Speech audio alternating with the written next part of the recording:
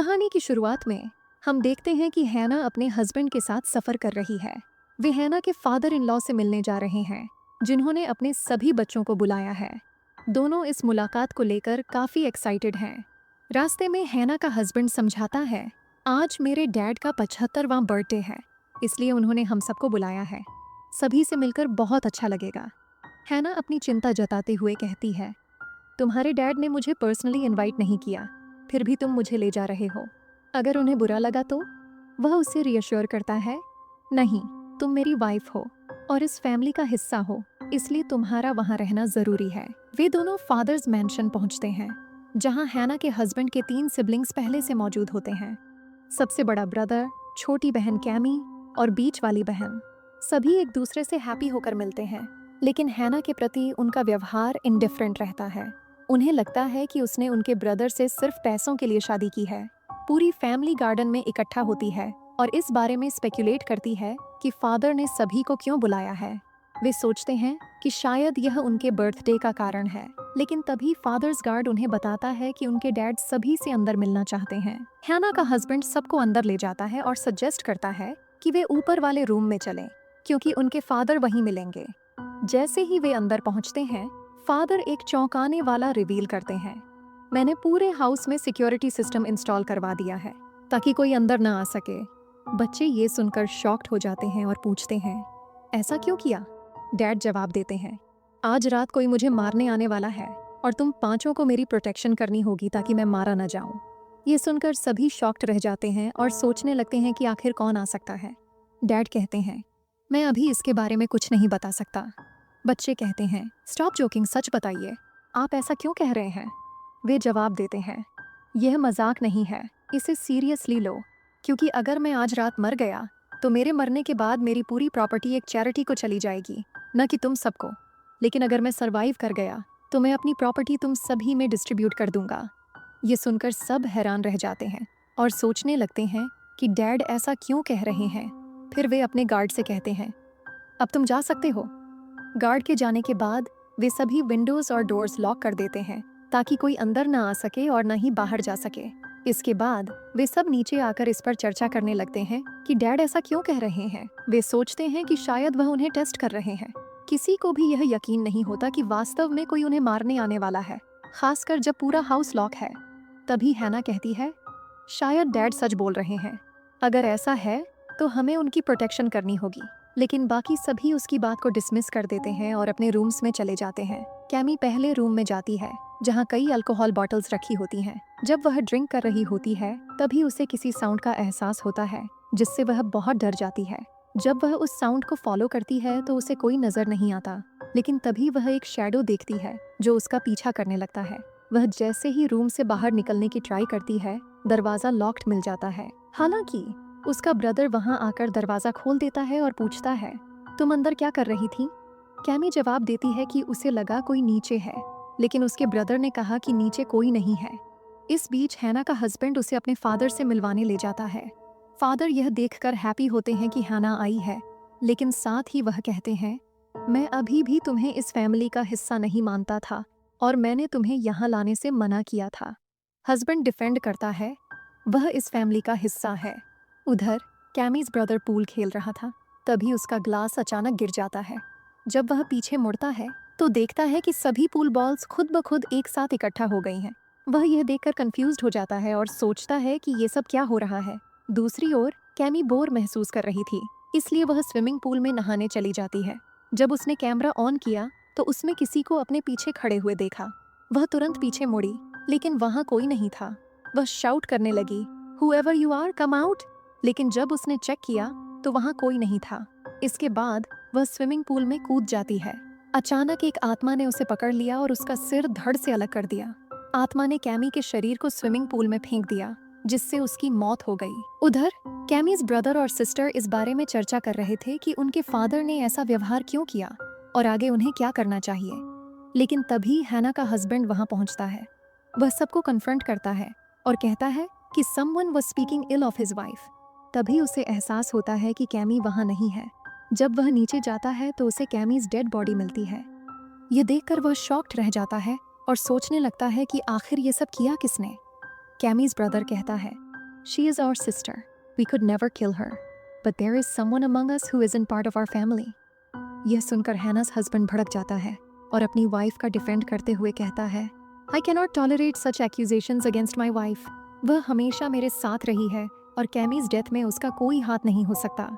लेकिन परिवार के बाकी सदस्य सोचते हैं कि अगर सारे दरवाजे बंद थे तो बाहर से कोई आ ही नहीं सकता था, इसलिए हैना पर शक किया जाने लगता है। जब उनके फादर को पता चलता है कि उनकी छोटी बेटी मर्डर्ड हो चुकी है तो वह नीचे आकर उसके डेड बॉडी के पास रोने लगते हैं। वह कहते हैं, यह मौत असहनीय है। सभी पूछते हैं, हु किल्ड हर?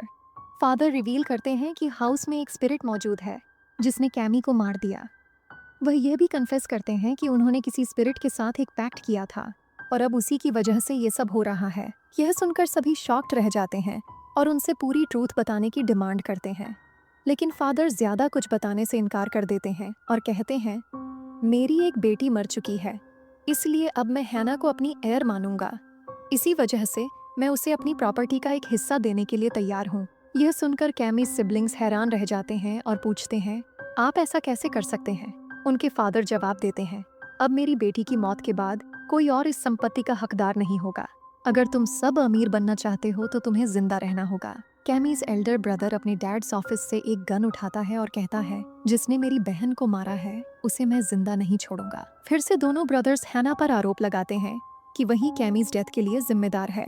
लेकिन हैना खुद को डिफेंड करते हुए कहती है, मेरी और कैमी की रिलेशनशिप बहुत अच्छी थी, मैं उसका हार्म करने के बारे में सोच भी नहीं सकती। इसके बाद हैना और उसके हस्बैंड नीचे जाकर कैमीज बॉडी को सर्च करने लगते हैं, लेकिन जब उन्हें वह बॉडी कहीं नहीं मिलती तो वे हैरान रह जाते हैं। हैना सोचने लगती है, where did the body disappear? अब उन्हें एहसास होता है कि हाउस में कोई ऐसा मौजूद है जो उन्हें मारना चाहता है। डर के मारे हैना एस्केप करने की प्लान बनाती है। वह मेन डोर तोड़ने की ट्राई करती है लेकिन फेल हो जाती है। उसका हस्बैंड कहता है, नीचे चलते हैं और कोई और रास्ता ढूंढते हैं। इस बीच कैमीज सिस्टर एक पेंटिंग को देखती है जो उसे घूरती हुई लगती है। वह स्टार्टल्ड हो जाती है और डर जाती है, लेकिन तभी उसका ब्रदर वहां आता है और उसे रीअश्योर करता है, डैड की प्रोटेक्शन के लिए मैं किसी भी हद तक जा सकता हूँ। ब्रदर को शक हो जाता है कि हैना और उसका हस्बैंड मिलकर साजिश कर रहे हैं ताकि वे अमीर बन सकें और डैड्स प्रॉपर्टी के हेयर बन जाएं। वह कहता है, हम ऐसा होने नहीं देंगे। नीचे हैना और उसका हस्बैंड अभी भी एस्केप रूट ढूंढ रहे होते हैं। वे देखते हैं कि हर एग्जिट लॉक्ड है, लेकिन आखिरकार हैना's हस्बैंड एक दरवाज़ा खोलने में सक्सेसफुल हो जाता है और कहता है, जल्दी जाओ और मदद लेकर आओ। जैसे ही हैना लीव करने की कोशिश करती है, उसे स्टक महसूस होता है और वह दूसरी तरफ कुछ अजीब देखती है। डर के मारे वह चिल्लाती है, I saw someone। उसका हस्बैंड उसे वहां से निकालता है और वे दोनों भागने लगते हैं। जब वह दरवाज़ा क्लोज करने लगती है तभी उसके सामने एक डीमन आ जाता है। वह शॉक्ड रह जाती है और सोचती है, व्हाट इज दिस? इससे पहले कि डीमन उस पर हमला कर सके, वे दोनों भागकर एक लॉकर में छिप जाते हैं। लेकिन तभी कैमीज ब्रदर और सिस्टर बाहर से दरवाजा लॉक कर देते हैं ताकि वे एस्केप न कर सकें। अब हैना घबरा जाती है। वह कहती है, अगर यहाँ का टेम्परेचर 0 DEG से नीचे चला गया तो हम मर जाएंगे। यहाँ ऑक्सीजन लेवल भी बहुत कम है, हमें किसी भी हालत में यहाँ से बाहर निकलना होगा। हैना और उसका हस्बैंड बाहर निकलने की ट्राई करते हैं लेकिन फेल हो जाते हैं। जैसे ही कैमी का भाई और बहन आगे बढ़ते हैं, उन्हें एक अजीब आवाज सुनाई देती है। कैमी की बहन जैसे ही एक कदम आगे बढ़ाती है, अचानक एक अज्ञात शक्ति उसे हवा में उठा लेती है। इससे पहले कि वे कुछ समझ पाते, वह शक्ति उसे घसीटकर एक कमरे में ले जाती है। जब उसे होश आता है तो वह खुद को एक अंधेरे कमरे में पाती है। डर और सदमे में वह चारों ओर देखती है और देखती है कि जमीन पर एक राक्षसी पदचिह्न मौजूद है। वह एक पेंटिंग देखती है जो कैमी की तस्वीर होती है, लेकिन उसमें से खून बह रहा होता है। अचानक कैमी उसी पेंटिंग से बाहर आ जाती है। यह देखकर वह बुरी तरह डर जाती है। तभी कैमी अचानक उसकी ओर बढ़ती है और उस पर उल्टी कर देती है। इसी दौरान कैमी का भाई वहां पहुंचता है और गन तानते हुए चिल्लाता है, मेरी बहन से दूर हटो, नहीं तो मैं गोली चला दूंगा। लेकिन कैमी पीछे नहीं हटती। डर और घबराहट में वह गन ट्रिगर कर देता है और फायर कर देता है। लेकिन जैसे ही कैमी गायब हो जाती है, उसे एहसास होता है कि उसने गलती से अपनी दूसरी बहन को गोली मार दी है। अपनी ही बहन की मौत देखकर वह टूट जाता है और जोर जोर से रोने लगता है। अब उसे समझ आता है कि हाना इस सब के लिए जिम्मेदार नहीं है, बल्कि इस घर में एक राक्षस मौजूद है जो यह सब कर रहा है। उधर हाना और उसका हस्बैंड ठंडे लॉकर रूम में फंसे होते हैं। ऑक्सीजन लेवल कम होता जा रहा है, जिससे वे मौत के करीब पहुंच रहे होते हैं। तभी कैमी का भाई वहां आता है, दरवाजा खोलकर उन्हें बचा लेता है। वह डर से कांपते हुए कहता है, तुम यकीन नहीं करोगे, लेकिन मैंने अभी अभी एक डीमन को देखा है। हाना का हस्बैंड जवाब देता है, हमने भी राक्षस को देखा है। अगर हमें बचना है तो हमें अभी यहाँ से निकलना होगा। कैमी का भाई कहता है, तुम दोनों कोई एस्केप राउट ढूंढो, मैं राक्षस का ध्यान भटकाने की कोशिश करता हूँ। जैसे ही वे भागने की कोशिश करते हैं, डीमन उन पर हमला कर देता है। वे भागकर एक कमरे में घुस जाते हैं और दरवाजा लॉक कर लेते हैं। वहां उन्हें एक बुक शेल्फ के पीछे एक छुपा हुआ कमरा मिलता है। अंदर जाने पर वे देखते हैं कि कमरे में कई शैतानी चीजें रखी हुई हैं। हैना ये देखकर हैरान रह जाती है और सोचती है, पापा ने ऐसा क्या कर दिया जिससे ये डीमन यहाँ आया। वे देखते हैं कि वहाँ एक खून से बना राक्षसी प्रतीक है, जिसे देखकर हैना और उसका हस्बैंड समझ जाते हैं कि यह सब उनके पिता की गलती है। उधर कैमी का भाई डीमन की तलाश कर रहा होता है। अचानक डीमन उसके सामने आ जाता है। भयभीत होकर वह अपना संतुलन खो बैठता है और गिर जाता है।